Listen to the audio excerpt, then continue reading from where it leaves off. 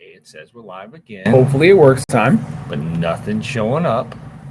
Hmm. Hey, we may be live this time. We might be.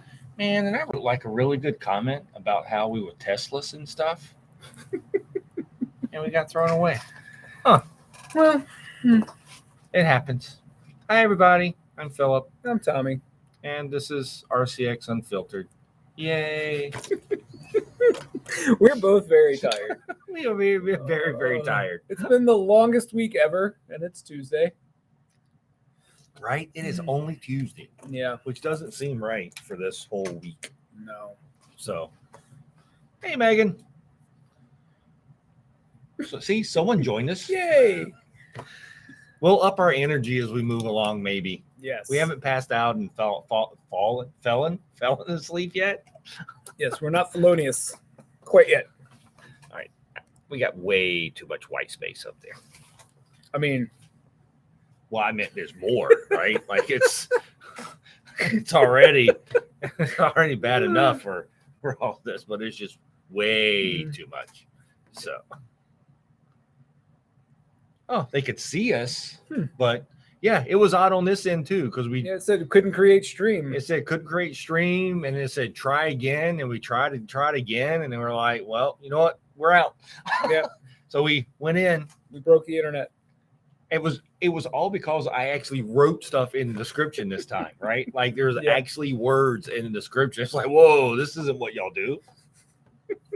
And Tess isn't here, so yeah, me too. Yeah. Glad it's working also.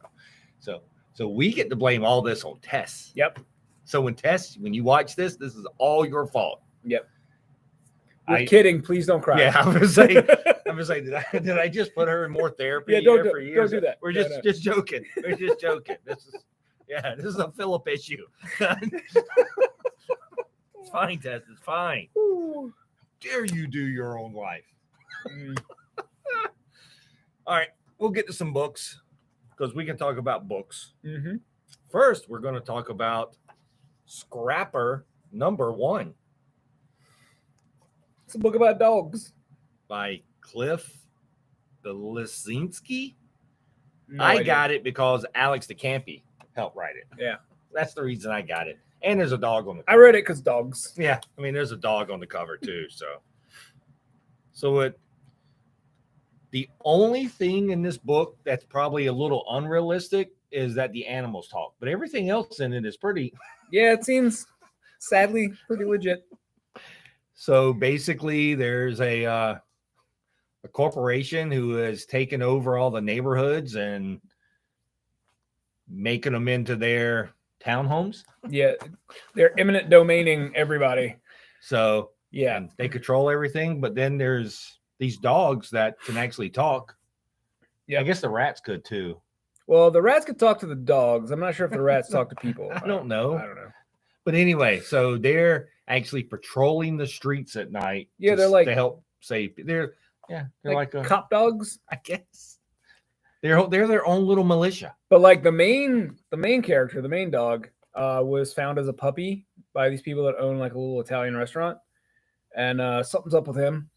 What? He seems special in some way. There was this little pigeon thing that saw him and was like, oh, cool. And then he saw a fry. Yeah, the pigeon was like, what did I come down here for? I don't remember. Yeah. So, actually, it was really good. I'm looking forward to issue 2 now to see where they're going with this. Yeah, same. So, it should be good. When they did the writer did a thing in the back, like they always do, the author notes and talking about this. The last thing he goes is, dogs, we don't deserve them. It's true. So that book yet?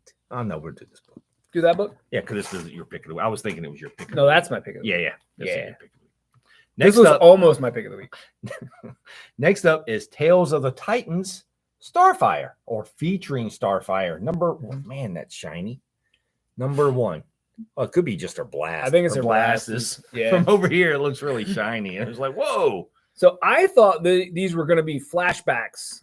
So did I. Much like the World's Finest Teen Titans that came out last week, but it starts off with them in Titans Tower, like right now, right? Like in the current Titans series, and this one focuses on Starfire, and I loved every bit of it. It's fun. It's cute. We get to hang out with Starfire for an entire issue.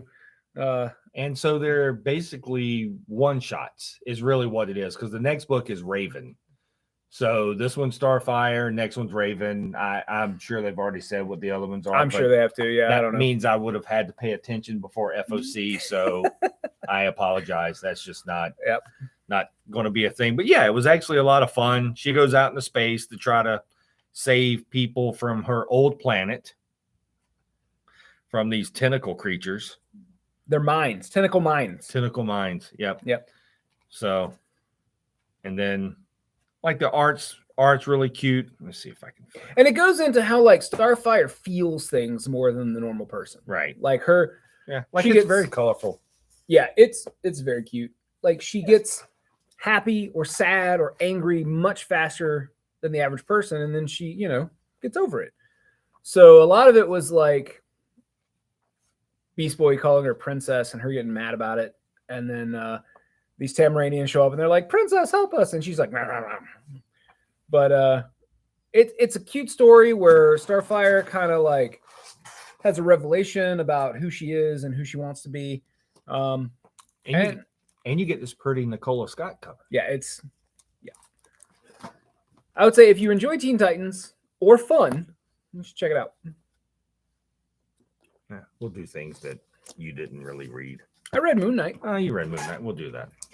So next up is, we'll go through really quick.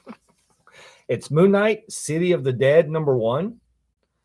So last week or whatever week it was, we had Moon Knight 25. That was last week. So in that issue, spoiler alert, was the first appearance of Layla.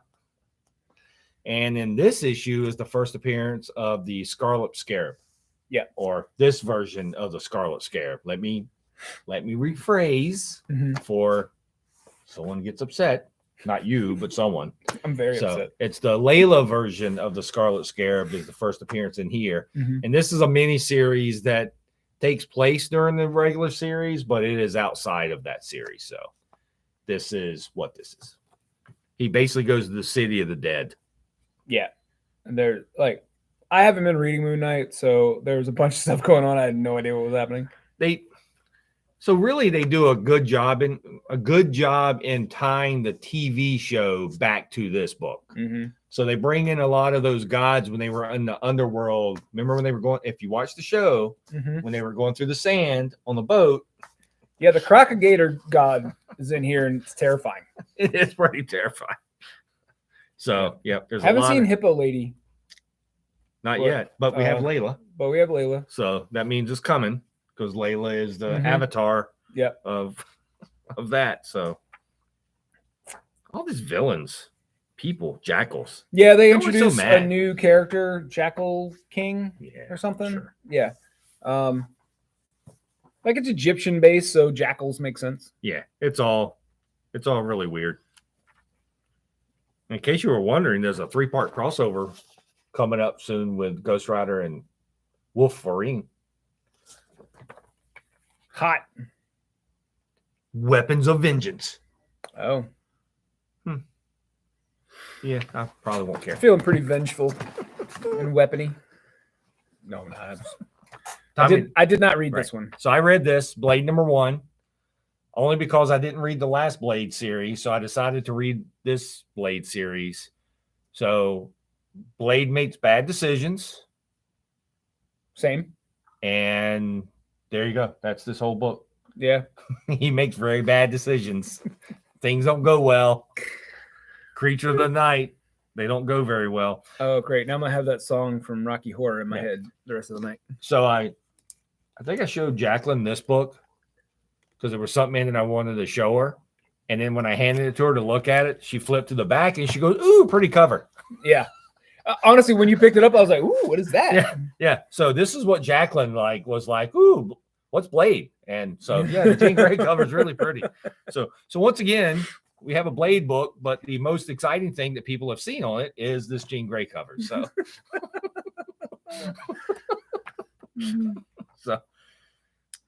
yeah, it happens. Yeah. Like, it was a good Blade book. If you like Blade, you'll like this book. They're expanding his character a little bit. And I'll be honest with you, like, I've read all the Midnight Suns. Mm-hmm. I never knew he had a name other than Blade. His name's Eric. Really? Yes. Huh. Did everyone know that Blade's name is Eric? I had no idea. I didn't either. Now, to be fair, I've not read a lot of Blade in my life. I read it. Eric Brooks. Blade's name is Eric Brooks. Huh. Like, I just always read. Yeah, really. That's Yeah, exactly. I had no idea. Yeah, I had no idea. Like, I'm reading this, and then once again, I look at Jacqueline. I said, "Did you know Blade's name is Eric?" She goes, "What?" I'm just telling you what the book tells me. Like, I have no idea. Like, I read all the Midnight Sun stuff because I've always been a huge Ghost Rider fan, and Blade's always been in it. But I guess he's just always been Blade in those books that I know of. Like, I've never heard him call anything else. Yeah. And I'm sure someone will come on and sit there and go, "No, he's been that way." Yeah, sure. I'm not arguing it. I had no idea. Until now. Here, we'll save ours to last. Okay. Speed round. Night Terror's Superman #1. Night Terror's Nightwing #1. And Night Terror's Wonder Woman #1. That's it. Okay. Did you read it? You read. I read 2 of the 3. I read Superman. I read Nightwing. Superman. The whole Night Terrors thing, like it's not for me. It's not bad. It's just not for me. I have been making a point of reading things that are fun and silly and not very heavy lately, including watching things like movies and TV shows and stuff. Like, I cannot wait to go see Barbie.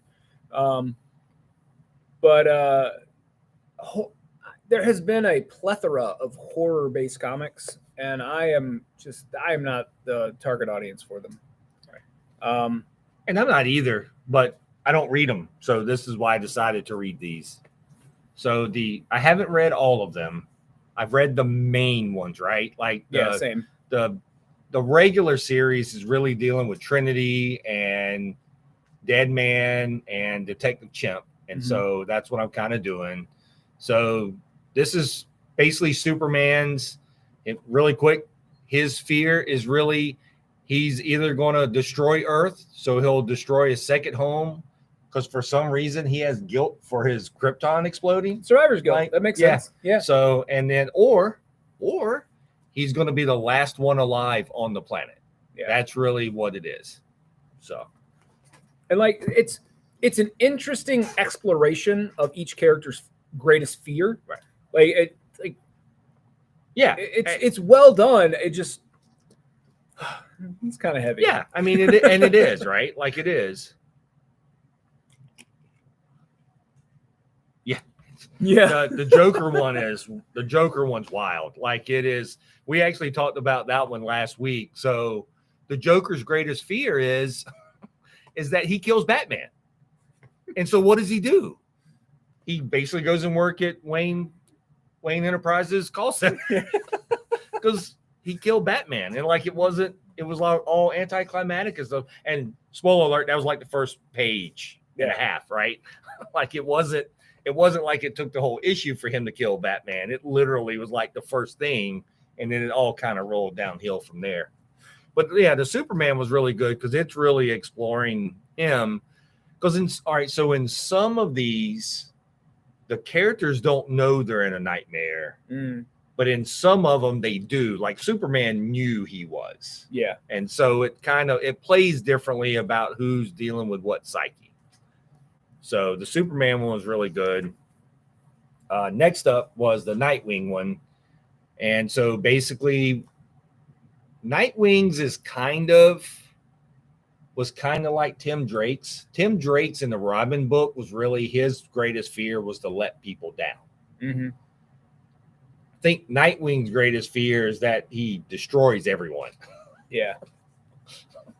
This book, and again, like I said, these get kind of heavy, and the Nightwing especially, the last 3 pages, I was like, yeah, it's hard. The Nightwing one is a little bit harder. Yeah. But it's kind of, like he kind of knows it's a dream, but he hasn't been able to figure it out as much as like Superman did. Yeah. Right. Like, but he kind of knows something's not right, but there's enough tugging at him that he's like, oh, I should probably see what's going on. And this place is creepy. He's in Arkham. And everybody's like, good job, man. You did the best thing ever. And he's just like, what? What are you talking? Yeah, he has no idea. Yeah, he has no idea what's going on. Yeah. And then next up is Wonder Woman, which basically this is coming out of the #1 issue from last week. So it's kind of dealing with that because when the Trinity went to go figure out what was going on and then Insomnia shows up, they brought Detective Chimp along with Zatanna. Mm-hmm. And so now in the dreams, Wonder Woman's trying to put together Justice League Dark. So she knows it's a dream, but it doesn't really help them because they're still getting manipulated, right? Yeah. So like she has the lasso. So it's her and Constantine and Detective Chimp, and the worldscape is kind of different. So she goes, here, wrap the lasso around you because it's the lasso of truth. Dreams don't affect it. Well, but dreams may not affect that, but they were able to manipulate the lasso where it turned into barbed wire. And so everyone let go. And as soon as everyone let go, all hell broke loose. Literally. And this has this is so far the only one with a backup story. So this one has a Nubia backup story dealing with the well. Okay. If you haven't been reading Nubia, basically Nubia is queen of the Amazons now, and the well is what brings new Amazons into their world. Okay. So which has just reopened from the old Wonder Woman book. That's a whole nother story. I'm not going there. Okay. But this one is her fear of the well being the evil, basically. So, and manipulating. So that was pretty good. Cool. So those are pretty good. I've enjoyed Night Terrors. I mean, I honestly, I didn't think I would like them at all. And my initial thought on Night Terrors was, I am not reading any of this. And I did, and I'm enjoying it. Like, it's not, like, I'm not enjoying it because I'm not going to sit here and tell you it's fun, right? Yeah. Like, I would be lying. It is not fun. It is dealing with the psyche. The Batman book that came out last week is brutal. Like, it is just brutal. How it's handled, but it is a good exploration of. I feel like the writers wanted to do this all of a sudden, like just not a edit, like because Williamson's writing the Superman, and you got Wade still writing, so you've got different, like Cloonan is writing. I can't remember which one she wrote, but she wrote one of them. So I feel like that they wanted to deal with these psyches, and this is kind of how they dealt with it. I just feel like maybe October would have been the right time to put these out, but that probably would. Yeah, a summer program. Yeah, I feel like Halloween would have been a little, I don't know. But see, now this is where we're going off topic, right? But I also wonder, and I talked to this with Jacqueline when this first started, and I know like Wade is doing some stuff and Williamson's doing it, but like Tom Taylor's not. Right. And so you kind of wonder if DC did some of this to shift stuff around to let some of these people go to summer cons, right? Or get set up. Yeah. I know it sounds weird because the books had to be written like months ago, but it's almost like something was set up there to say, hey, this is when it comes out. You have this focus. You're not focusing on. It's like the old TV, right? Like we used to get new TV from September to May, and then you got a couple months summer reruns, and that's it's not a rerun, but it's kind of what this felt like to me, right? I gotcha. Versus like the other stuff that they've done like this before. Yeah, because the last thing they did, which was the Future State, that was all like at Christmas time, right? That was honestly don't remember. It wasn't during the summer. Next up is Void Rivals number 2 This is my pick of the week. from Skybound, We're continuing the Energon universe. which now we say Energon universe on it. Yeah. Energon universe, because we didn't say it in issue 1 because it was halfway surprise. through was a surprise. Yep. So this one we get a lot of backstory about like both kind of both races, but like One of the two. one of the two a little more. And then they're clearly variations of the same type of species. Like they're clearly at some point in the distant past, these two peoples were one, and at some point there was a deviation. Yep. So I really enjoyed this. Two people who were supposed to be mortal enemies working together to try and save themselves. And there's a bit where one of them is like, you know what? I don't even care which one of the factions finds us as long as we don't die in space. Like it had the first issue and like 2/3 of this one had strong enemy mine vibes. Yeah. Like, I don't know if you guys remember that movie, which I loved that movie when I was a kid. So anyway, I am loving what Kirkman's doing with this, and I can't wait to see where it goes. Yeah. My favorite line in this was, I was kidding about us starving, by the way. We'll suffocate long before that. Yeah. So the writing in this is actually really, really good. And the interaction between the two characters are it's not over the top, but it's how they have to work together and they hate each other at the same time because they don't know any other way. Yeah. Is really, really done well. Like, it's good. I don't really have the good. words. It's been a long week. Sorry. I apologize. Anyway, Void Rivals, two Yes. big thumbs up. It's like the first issue was all about the shock and awe of Jetfire. Right. And so it was kind of like, what are they going to deliver with issue 2? Is it going to be more Transformers? Yeah. Spoiler, no. No. They're telling this story. They just happen to exist in the same universe. Right. And it's really good. I'm assuming they're going to play a big part in I would think. Transformers. I think these so. two characters, I would imagine, is going to be really big, and whatever comes out of it. So my assumption, and this is just a purely assumption, like I don't think we're going to be seeing Transformers when it comes out on Earth. Oh, I don't think so either. Yeah, I think this is definitely deep space. Yeah, this is all that, and I think this is going to be your human equivalents. Yeah. That you're going to kind of see from that side. So I'm really interesting because they're also, spoiler alert, they're near the halo.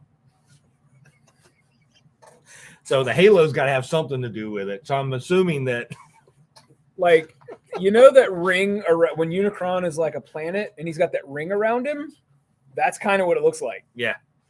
So like, I'm not saying that their planet is Unicron, but it definitely something's going on. Yeah. Something's going on with it. Yeah. I would not say that it is Unicron, but there is something. It definitely feels like it's either some kind of portal or something that something's going on. Yeah. It's something.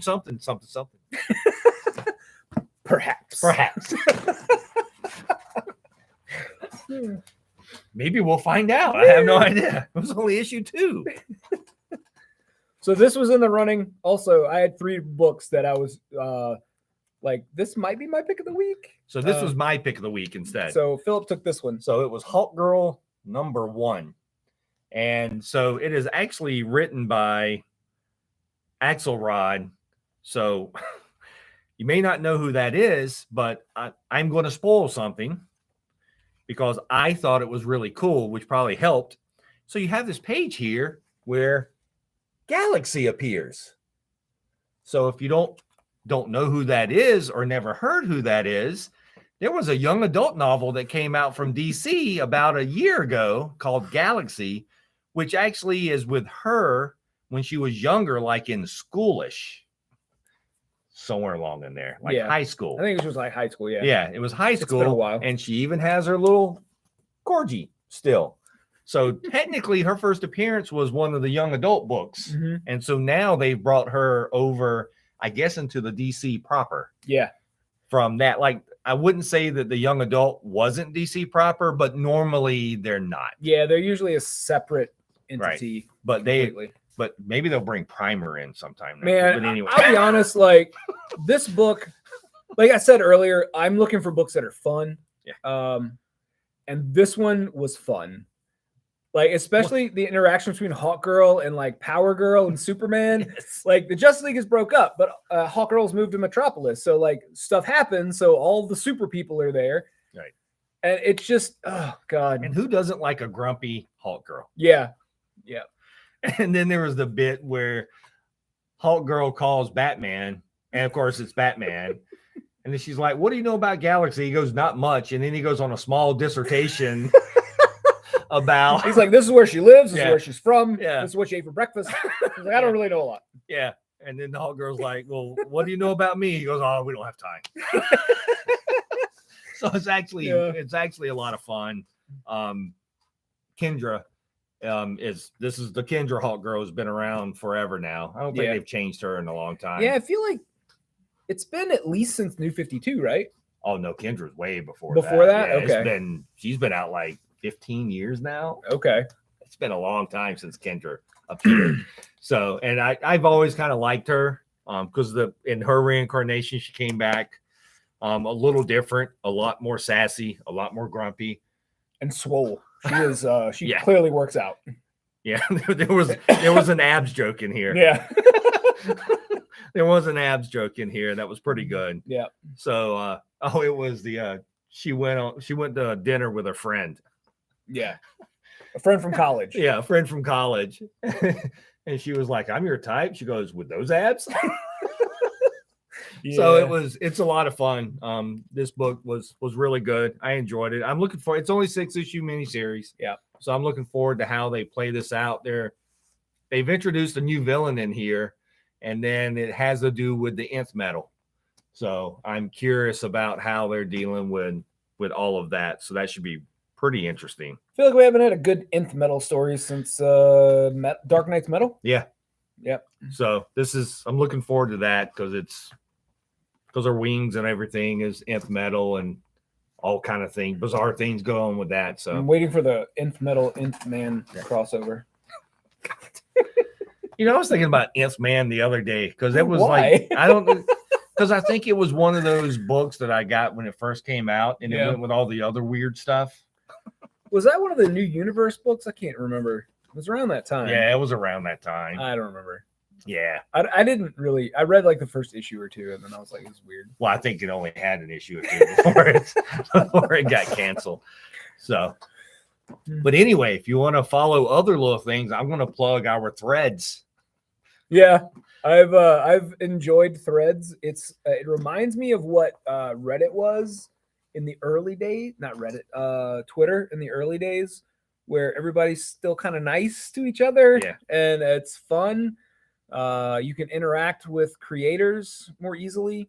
I don't remember. I was talking to somebody earlier today about something, some creator that I've never met.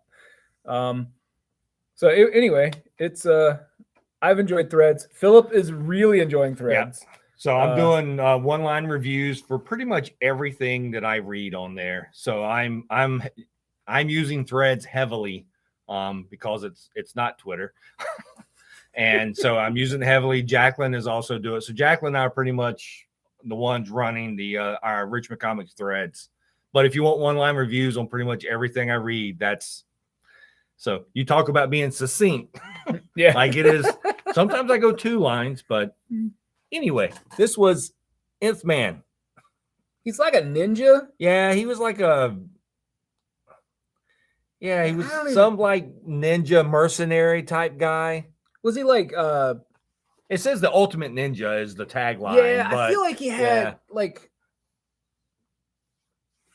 it's been he a felt long a lot like time. Bloodshot from Valiant, where like I think he was genetically engineered to be a thing or like experimented on. I can't remember. It's been a long that book time. Came out in like 87, I think. Yeah. And I have not read it since then. It has been a long time.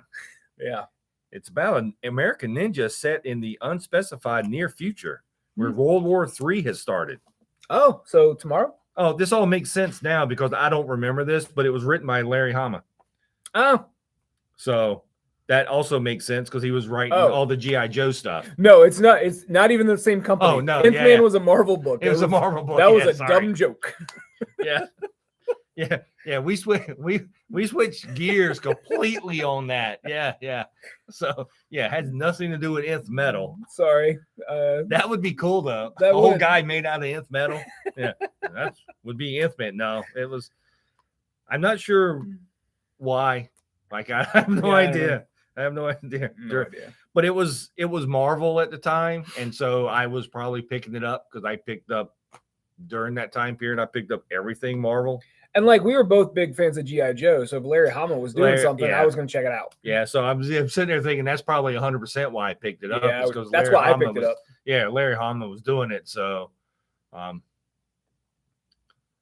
Larry Hama, a lot of G.I. Joe. A lot of G.I. Joe. Yeah. The last run of G.I. Joe, Real American Hero, ended at issue 300, and last week, Skybound put out that they are continuing it with Larry Hama at issue 301. Right. Which I had not read G.I. Joe in forever, but apparently issue 300 ended on a cliffhanger, and then that was it. No more G.I. Joe. Yeah, so he wrote a lot of so he wrote all the original Marvel G.I. Joe stuff. Did he write Nam? Yeah, he wrote Nam, which is where I was going. So I mean, he did a lot of that. So all the G.I. Joe. Did he write the Semper Fi comic? I believe he did. I think he wrote at least some of that. He wrote, he was probably writing in a whole lot of that stuff, and he wrote in a lot of military stuff or war stuff that Larry Hama has written over the years, and then IDW let him pick his G.I. Joe series back up right before the apocalypse. Yeah, it's been a few years now. And then it ended because IDW lost the license. But now that Skybound did, they're just going to pick it up from right there because, I mean, most people like Larry Hama's. And from what it sounds like, the Larry Hama G.I. Joe is going to exist separately. Yes. From what Skybound's doing with the Energon universe. Right. We're getting a Duke book and a Cobra Commander book. Yeah. That are going to be part of the Energon universe, but it doesn't sound like G.I. Joe Real American Hero is going to be part of it. No, it's going to be in that timeline. Yeah, which that run picked up from the Marvel run from the 80s. So it's really the Marvel timeline. Yeah.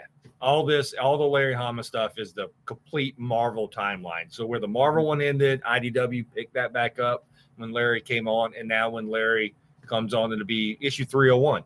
Yep. So it'll just keep going. So if you've I think I saw October. Yeah. I think it's when it's coming out. So if you got all the Marvel G.I. Joes, you'll want all the issues that IDW did. And then now you'll want to keep going with the Skybound because it's all Larry Hama's story for G.I. Joe.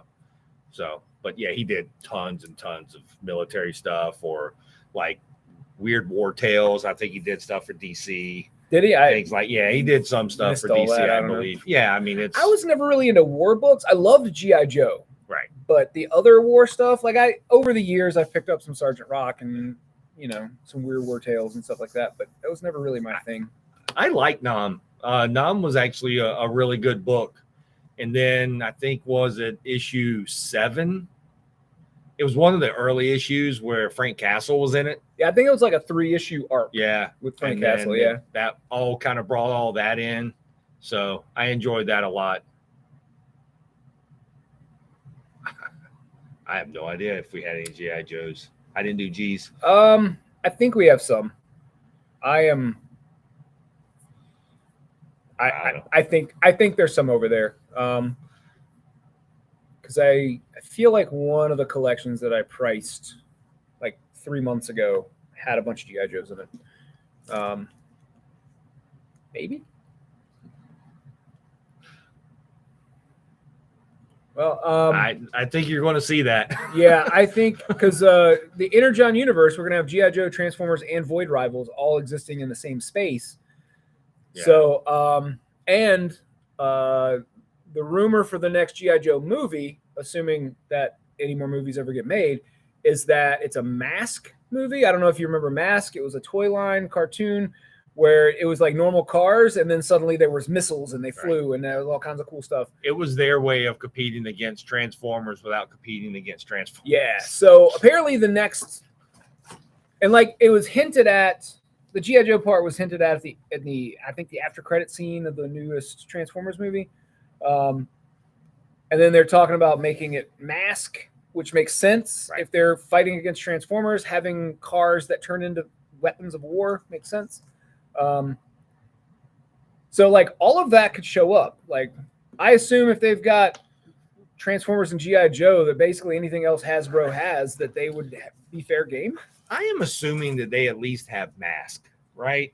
Like, well, it sounds like Hasbro's really put mask under the G.I. Joe umbrella. Yeah, like everything that I've read from a Hasbro perspective, if they've talked about G.I. Joe, they've talked about mask. And my assumption is, and it could be wrong.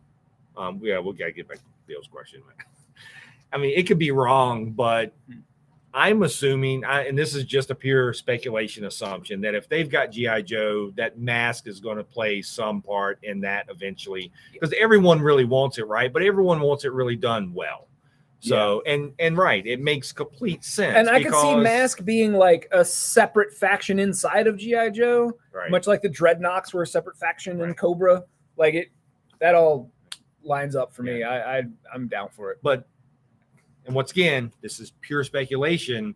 I'm not sure Hasbro cares about all their universes together anymore. I think they're really concerned about G.I. Joe and Transformers being together and coming out of that, which is why I think you're seeing ROM and Micronauts getting reprinted at Marvel. Yeah. Because those are Hasbro things too, right? Where when IDW had it, they tried to make that universe. It wasn't very good. Right. Yeah. And like it was aggressively fine. Correct.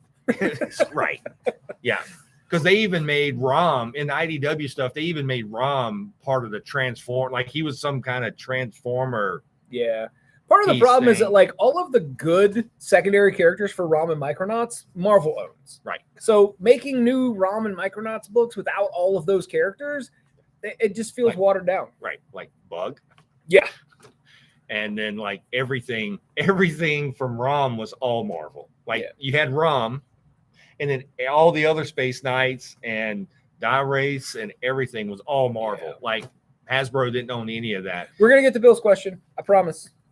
All right. So Bill is asking, is Marvel going to shrink the X-Men line? History says no, absolutely not. They will for a minute, and then suddenly there's 47 titles. Right now they're doing this thing where not only are there ongoings and miniseries, but there's a slew of one-shots coming out. The Fall of the X-Men, or I don't remember. Doing something. But like, so the short answer is yes, they will shrink the line for 2 months. Yeah. And then they'll build it back out as they build out these other teams. So, once again, spoiler alert, if you actually read Fallen Hero, Death of Miss Marvel, you should already know by now that, hey, Miss Marvel's coming back as an X-Men because of X-Men. And she's getting her own book. So technically, that's an X book, right? So I guess so. So you're like, because even her costume, which is actually pretty cool, right? Because she's got the eggs across her gloves. I'm really excited for this book. I don't. If you guys haven't seen, the young lady whose name escapes me, who plays her on the Disney Plus series, is coming in to co-write the new miniseries, and she's us. She, if you have the chance, there's a little like behind the scenes documentary on Disney Plus about the making of Ms. Marvel.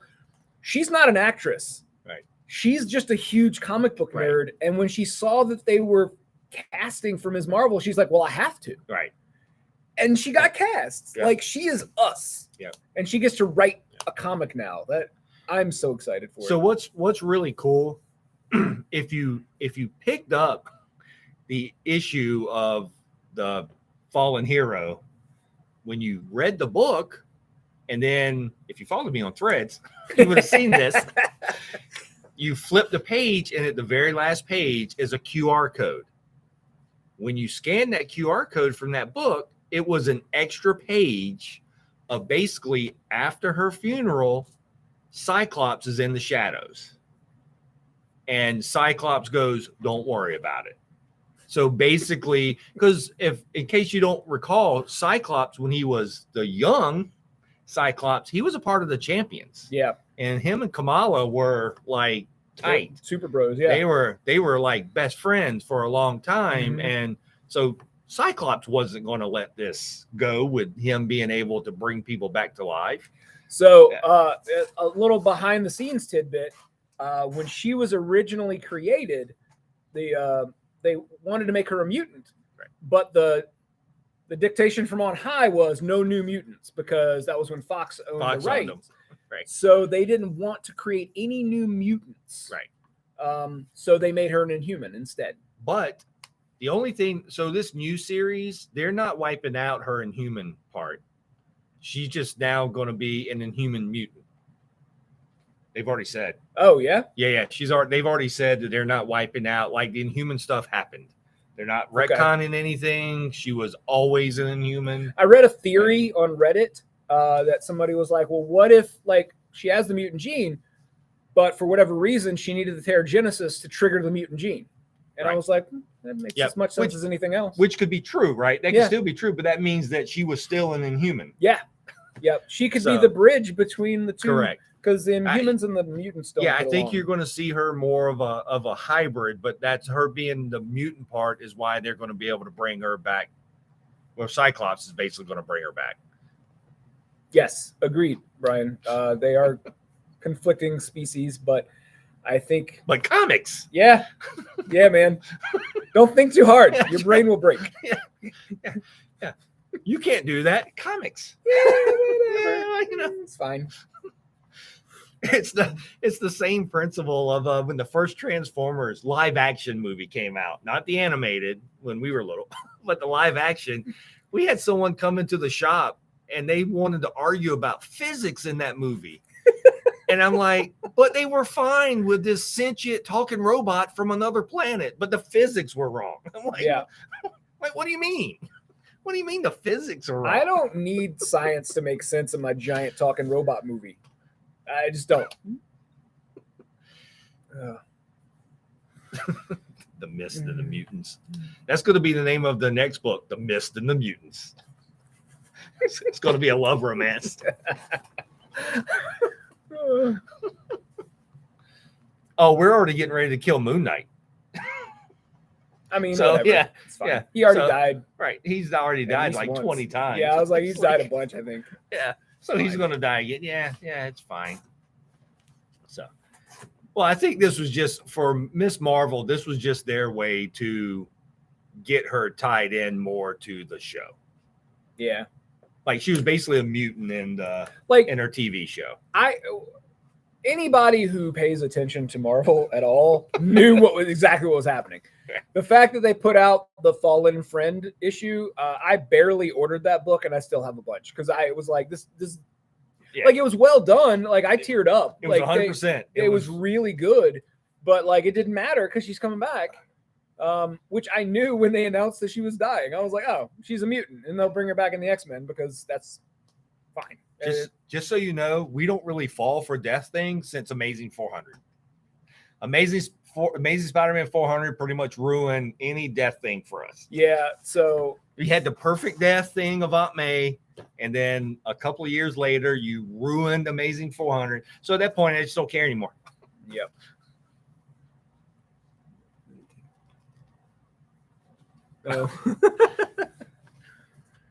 So I'll be honest with you. The premise of this death is actually not as silly as some of the other ones for Moon Knight, because I don't know if anyone read the Avengers series where Moon Knight basically took out the whole Avengers, which is fabulous. That was really cool. It was really fabulous. Boy, was Thor shocked.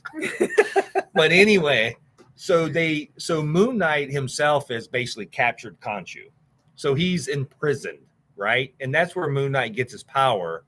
Well, Moon Knight is a fist of Khonshu. In this in the series that's been going on, there's a left fist and a right fist, right? So a new fist of Khonshu has shown up, which has actually been done pretty well. But since there's two fists and Khonshu is actually trapped and not out doing his little god thing and bothering people, he doesn't have the power to keep bringing them back now. right? So he doesn't, his power isn't like he can kind of keep them safe, but now theoretically, once again, it's comics. Like if you die, like I can't just bring you back all of a sudden, right? Like I don't have those powers because he's imprisoned with the other gods. So that's a quick oversight of what's been going on the last 25 issues. But that's been a part of it. So it's actually been pretty good. So I've liked their take on it this last time. So but yeah. It's been pretty good. Good times. Well, Tess isn't here to yell at us, but I think we're at 45 minutes. Where's Phoebe at? She needs to be on here to yell at us. Last week, Phoebe. Well, she did give us an extra 20 minutes. Yes, Brian. Uncle Ben has to stay dead. Correct. Except for the ones in the Spider-Verse. Well, but that's Spider-Verse. We're talking 616. That's just like the whole Gwen Stacy thing. Like Gwen Stacy has to stay dead too, as far as that. Hi, Phoebe's here. Hey, look. Hi. Now we can get yelled at. Woohoo! I was oh, we have till 8. You shouldn't have said that. Oh no. Yeah. Then I'm gonna get on. Yeah. So anyway, yes. Lots of deaths coming on. Yeah.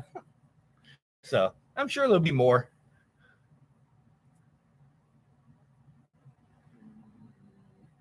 Actually,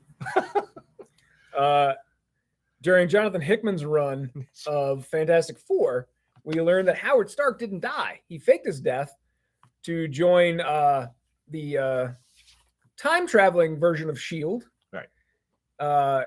He and Reed Richards' father were partners, and they were tracking down Nikola Tesla 300,000 years in the future because he was leaking radiation out of the nuclear reactor that was in his chest. Right.